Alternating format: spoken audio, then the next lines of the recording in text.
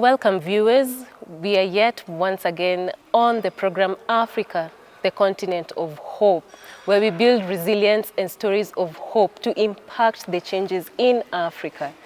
Many times Africa, they say, it's a third world continent.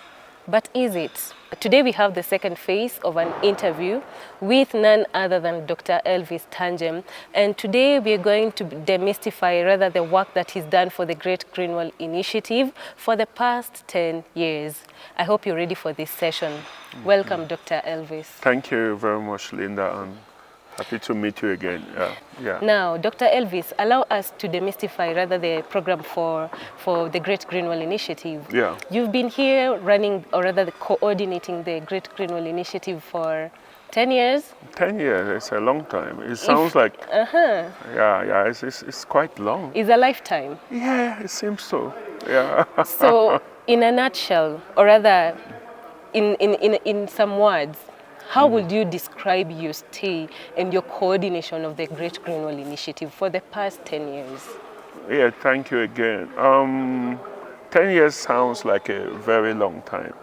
But in the life of a program like the Great Green Wall, in the life of a program that deals with sustainable land management, restoration, programs that deals with forestry, afforestation, water management, and combating climate change. It's a very short time. It's a very short time if we put it that if you plant a tree in the Sahel or in the dry land of Africa, in the next 10 years, what are you going to harvest?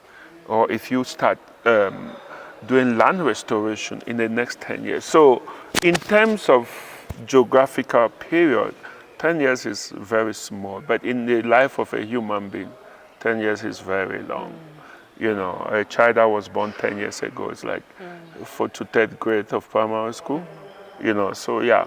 So it's been a privilege. It's been, a privilege to work, to be given this huge responsibility as coordinating, managing all the different aspects of this very iconic Pan-African, Pan-African initiative. It's been quite a privilege. It's been, sometimes uphill task, sometimes very pleasurable. So it's been a privilege. Working for the African Union is rare. It's a unique institution. It's a unique organization on the continent. It's more, it's more than just a job. It's a kind of job because you have the responsibility. You have your own part of Africa to support development, to support the growth of Africa. So working for the African Union in the past 10 years is a huge privilege that was given to me, humbly, to be able to manage this program. And I think so far it's been good, not very challenging, but we as we say, we thank God for that. Speaking of your experience, what are some of the milestones that you have achieved during the Great Green Wall Initiative coordination for the time you have been here serving the African Union Commission? Yeah, I think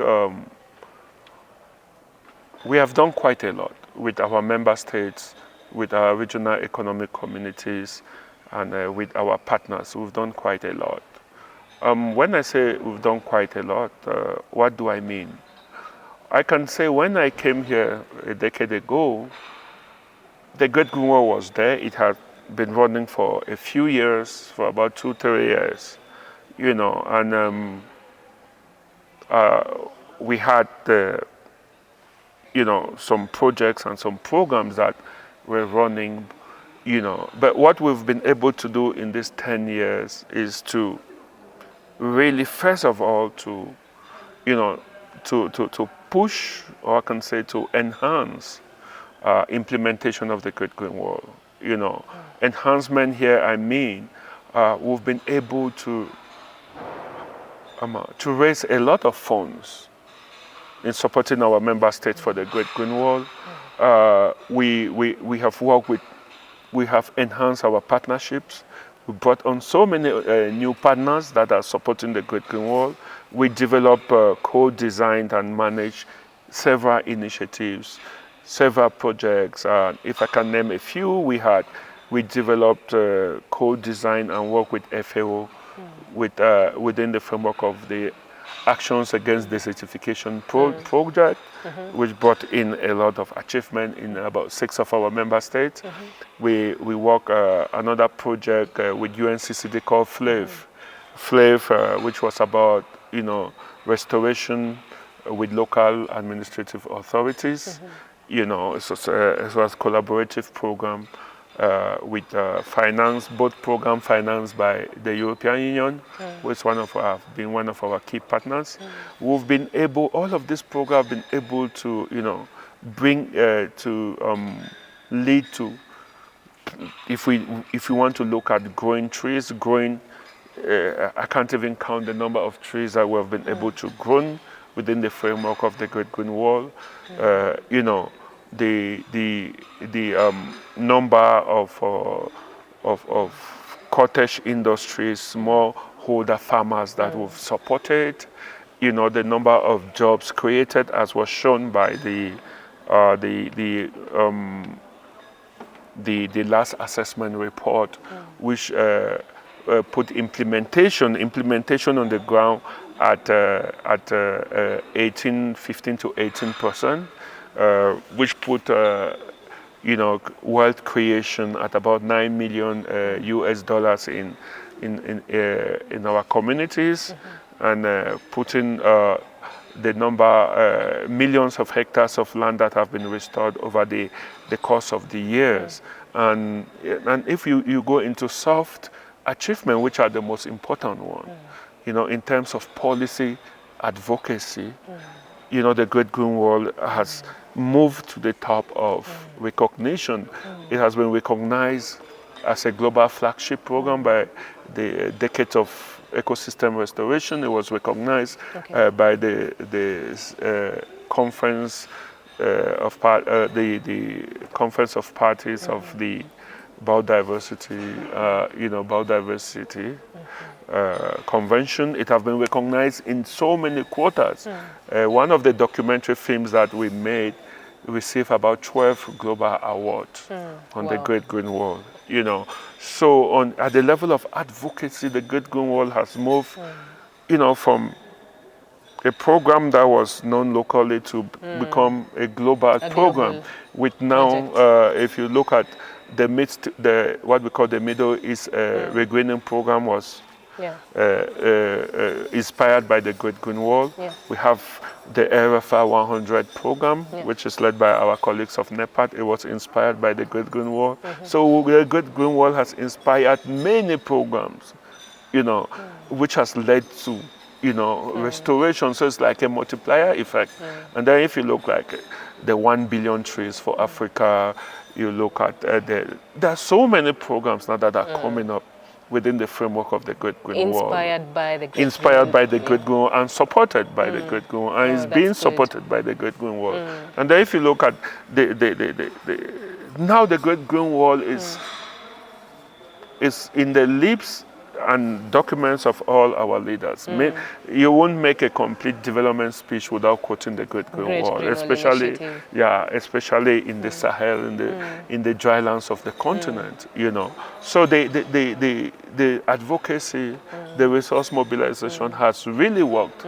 All globally, the Great Green Wall is a known program for those that are in the development field. Nobody, if people don't know it, they will say, I've heard of it, but I don't know it very well. But you can't say you've not known it. It's like the Bible or the Quran of restoration on the continent. And then if you look at the level of the extension itself, when I came in years ago, the Great Green Wall was mostly focused on the Sahel. The Sahel and a bit in the Sahara region. But that was,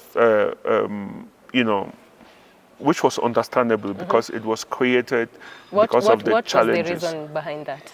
Well, because it was created, when it was created, the Sahel by then was seriously being impacted by drought and desertification and dust storm, which were all exacerbated by climate change.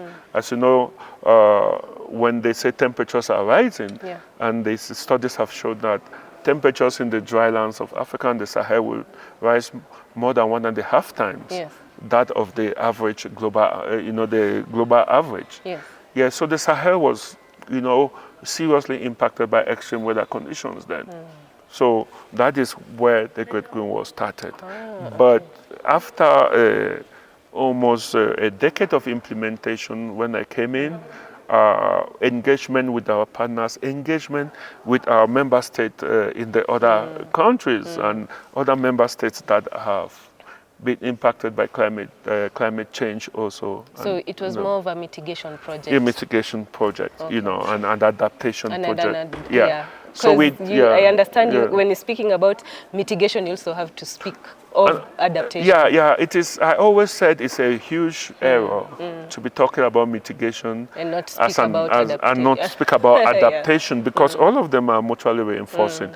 What do you mean by adaptation? What do you mean by mitigation? Those are just words created.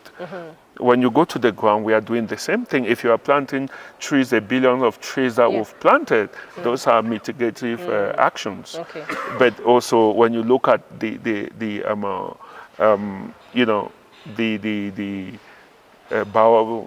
energy transition projects, the solar energy projects,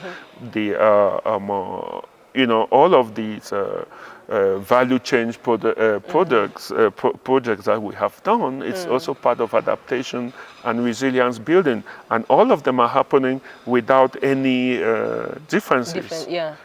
So the whole idea of Africa should focus on adaptation, leave mitigation to the other people is so silly for me, for lack of a better word. It doesn't make sense. Yeah. So how then would you measure the success of the Great Green Wall Initiative currently as we speak? Yeah, currently as we speak, I can say without fear of contradiction that we've done quite well. If I want to measure the success of the Great Green Wall, I'll measure it from different angles. The first angle, which is the African Union angle, which we can own, is about policy and advocacy. And the innovation that we've been able to bring in. Policy and advocacy is our part of it. We've been able to, as I said, push the Great Green Wall to the top of the agenda. We've been able to bring in a lot of other, increase the partnerships by more than, I don't know how many percentage point, maybe 200%. We've been able to work with our regional economic communities to move to upscale the Great Green Wall from the Sahel. We went to the countries on the fringes of the Sahel, Cameroon, Ghana, you come to the IGAD region, you have Somalia, and all the other countries that came on board during this time. And then the huge expansion that we undertook in the Southern Africa region, bringing in all the 16 member states of the Southern Africa region to embrace the Great Green Wall and say we are going to work within the umbrella of the Great Green Wall. That's huge, and we're talking about a region that is really impacted by drought, desertification and land degradation, and exacerbated by climate change. If you look at the small island states, you look at currently as we speak, there was an emergency in Madagascar. There's an emergency currently in Malawi, in Lesotho, in Zambia. So it is, and these areas, the Southern Africa region, which is 85% dry, that nobody really talked about. So the African Union worked with our regional economic communities, the SADC Secretariat, with our member states to push and to tell them that the Great Green Wall is the right platform for all of us to work in a Pan-African approach to be able to combat land degradation, desertification, drought, storm in a coordinated and synergistic manner. You know, so and those are the kinds of things that we'll do. And then when you look now what the launching that we just did, the development of the new strategy, which is a huge document, innovative, taking the Great Green Wall, what I call Great Green Wall 2.0. You know, that's taking the Great Green Wall to the next level. You know, so these are really huge achievements that cannot be neglected. Although sometimes they talk only about, oh, how many trees have you planted and things like that. But to plant, they say, how many trees have you planted? I tell them, oh, plant millions of trees, but that's not the case. Because if you plant trees and you don't put the policy to be able to protect, to safeguard, and to make the action sustainable, you have not done anything. So the weakest link of our work is usually the policy. It's policy, advocacy, and buy-in from the member state, from the regs. When you say policy, is it policy implementation or policy advocacy? We can call it the policy value chain, right? Yes. You can start from the design of the policy, right? The development of the policy, to the advocacy for policy adaptation, adoption by our member state, by the regional economic community, and then now you roll it down to the breakdown of the policy for implementation at the level of our member state and the communities. So we've been able to walk through that policy value chain, and you know, that is what we do, because we do the regional policy thing part. We do the huge policy advocacy part here at the Africa Union, with the heads of state, with the ministers and all of our stakeholders, you know, all the financial and development partners that we do here. You know, but then we take it down to the regs, where we now break down the policy to feed it in, to ensure that we have alignment, buy-in, bring all of those complexities and sophistication, you know, conviction, and explain why this thing should be adopted, why and how. So they all have a symbiotic relationship. So that we have a kind of symbiotic relationship, because that's the Pan-African vision. To have a symbiotic relationship between Kenya, between like now I'm working with trying hard to bring up Somalia Great Green Wall, and what am I doing?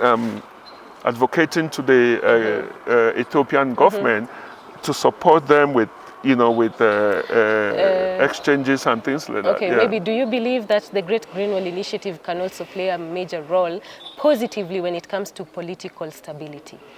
Of course, we are working. I'm working. I'm part of the what we call the interdepartmental task force on climate, peace, and security, which we are working with the Department of Political Affairs and Peace and Security here at the Africa Union, where we are looking at the climate risks, climate-related risks, climate fragility, and how we can use the Great Green Wall as a platform to build the resilience of our community. Because as you know, climate change now is one of the most, the impacts, impacts of climate change is really exacerbating,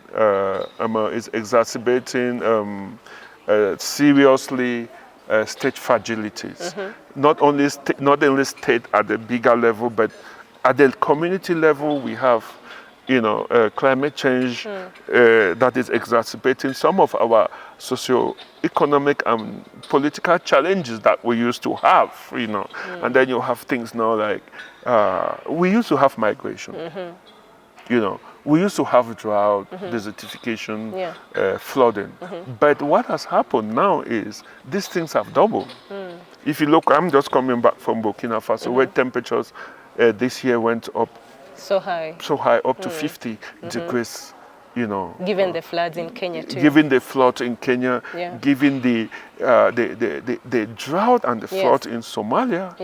given the flood a few, 2 years ago in Chad, in Nigeria, you know. So the Great Green Wall as a program, as a Pan-African Sustainable Land Management and Restoration Initiative is the best platform. And that's why we've been recognized by most of our partners, especially internal at the Africa Union, where we are now working closely with the PAPs, what we call PAPs, Peace and Security and Political Affairs. That, you know, we are working now to look at how we can leverage the achievements of the Great Green Wall to upscale, to undertake projects like, you know, adaptation focus on peace and security, adaptation focus on community harmony, adaptation focus on youth employment, adaptation and mitigation focusing on job and wealth creation, you know, so that we mitigate the whole issue of haphazard migration, mitigate solve the root causes of conflict, which in most cases is competition for natural resources because of the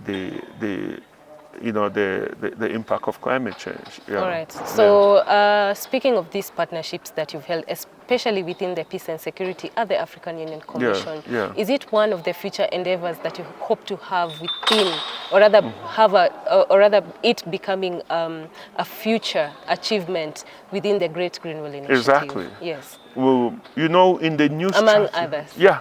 In the new strategy, in the new Great Green Wall strategy, you see that the issue of peace building and stabilization is very important. Because it's so, why? Because if you look at what the conflict in our member state has caused us, most of the conflict that you have in Mali, in Burkina Faso, in Niger, are happening in the areas where we were implementing Great Green Wall projects. And so, due to security issues, we can no longer really work in those particular areas. We have now to adapt, to shift to other areas. But unfortunately, those are also the weakest areas when it comes to vulnerabilities. The lack of resilience in those areas requires that we work there. Now we cannot work there because most of the time because of the conflict related to climate change and migration related to climate change, which means we have to work there more. But then we cannot work there because there's conflict. So it's a vicious cycle that we are faced with. So that is why we take the issue of climate security, climate peace and security very seriously. And it will be one of our key areas in the Great Green Wall. I think that's a brilliant something that you've really begun, and I hope that it's going to really reach far, and other continents will borrow suit. Even though sometimes they relate to us as an afterthought, we hope that it's going to build resilience. Of course, this is always the Great Green Wall Initiative is a story of hope. Maybe at this point you would like to add something else about the Great Green Wall Initiative that someone else will be impacted by. Yeah, I think, Linda, the Great Green Wall Initiative, the story around the Great Green Wall Initiative is long. You know, when you look at, when I say it's long, it means we can... 10 years is a long time. Yeah, we can speak about it. The Great Green Wall itself started in 2005. You know, so that should Sorry, that was in 2005? Yes. But you started coordination 10 years? 10 years ago. 10 years, Yes, so that should be, the Great Green Wall should be hitting... a long time. Should be hitting 20 years. 20 years now. Very soon. But then it started so with... So maybe it will... if it began like 20 years ago, since you assumed the position 10 years ago, would you say there's much difference? Of course, there's a huge difference. There have been a huge difference. First of all, at the level of the narrative, even just looking at just the narrative around the Great Green Wall, many people are saying, oh, it's a line of trees. Oh, Africa Union wants to plant a line of trees from the Sahara to, you know, from Dakar to, you know, Senegal to Djibouti and things like that. That was the narrative. But now the narrative is getting more and more realistic. You know, they know that no, it was not a line of trees, it's restoration. Restoration, trees are very important part of restoration, bed as well as grass, as well as water, as well as biodiversity, as well as every part of it. Okay. And also another narrative, Linda, that we really have to change as we are talking, as you say, Africa is a place of hope. The whole idea of even hopelessness is just a narrative. Yeah. It's a narrative that have been developed due to limited analysis or limited foresight.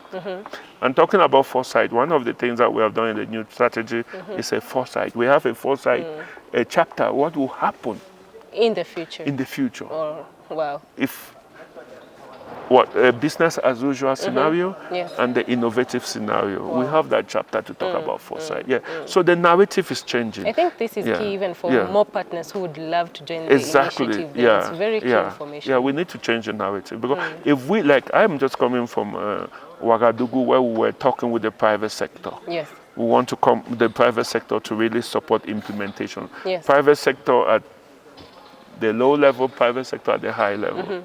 And we've been talking with the World Economic Forum through their 1 Trillion Trees initiative, 1T.org. We've been talking with Evergreen Alliance to see how we can work together, you know, to bring the private sector.